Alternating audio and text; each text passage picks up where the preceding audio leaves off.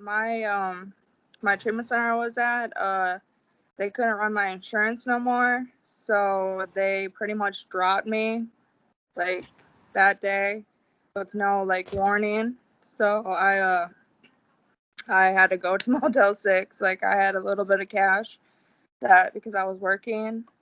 So I had to go to Motel 6 and I was like completely sober. I'm not from California. So like I was pretty much just stranded in Motel 6.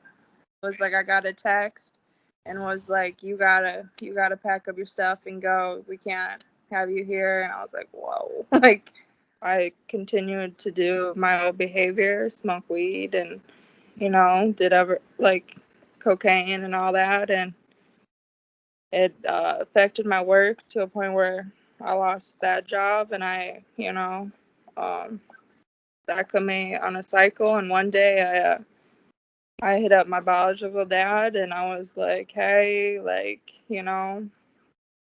like like in like Mason City again. That's where I ended up, and he was in a trailer at that time, and he told me to come over, and I did, and he kind of just set the cycle in motion with all the harder shit I was doing.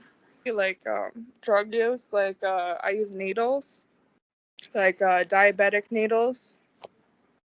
So um like I shoot up like heroin or meth or both. Like I went from actually hope to like no hope. Like and there's like actions like I started stealing cars and I, got in trouble with that. Spent a year in jail for cars. Like Wow. yeah, and got out, started doing the same shit, like was gonna marry the chick, like yeah, and then yeah, it was just The whole thing. a whole mess. Like she committed suicide in front of me, so that was like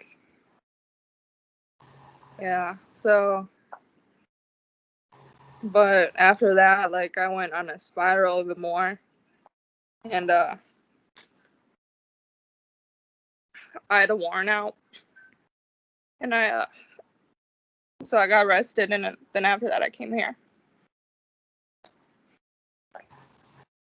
Just like at the end, like this ending of 2020, I guess like has it's like almost a blessing. Like the end of like beginning of 2020 was rocky. It was rocky, but at the end, like I can only say like it's like a blessing. Like I got sober.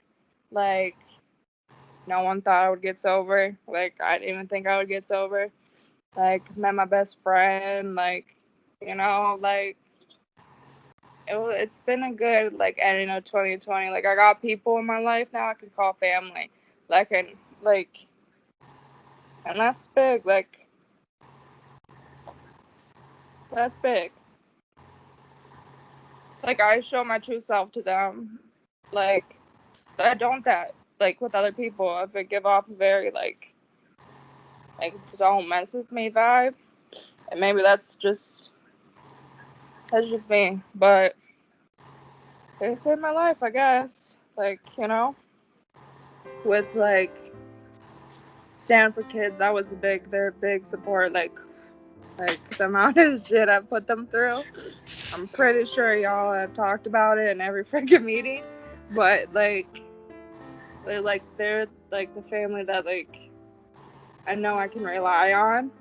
Like I can like be like I'm struggling, like like I need financial help, like I need this, like like I want to go back to school, and then like I got like my friends that I can be like, yo, I'm struggling, like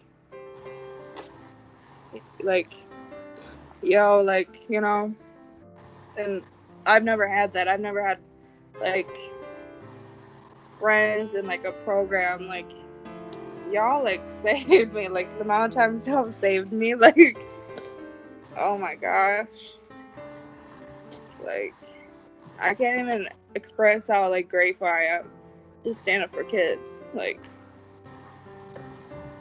That's awesome. I honestly don't know where I would be at, but I'm just very grateful to be sober and actually living life.